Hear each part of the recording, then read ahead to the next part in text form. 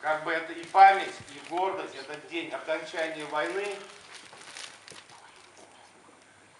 Что бы ни случилось, чтобы мы жили в мирное время, трудились в мирное время и воспитали своих защитников будущих в мирное время, чтобы не было и 200-х, и 300-х. Аллах согласен.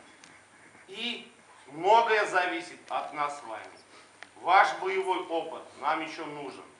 Были участники Великой Отечественной войны, их уже совсем много. Мало осталось. И с ними уже, они уже старики. Вот приглашаем, уже многие и ходить не могут. Они уже, сами понимаете. Поэтому все уже ложится на плечи ваши. Аллах бирса, когда мы с вами, будет и мир, и все остальное. С праздником! Спасибо за внимание.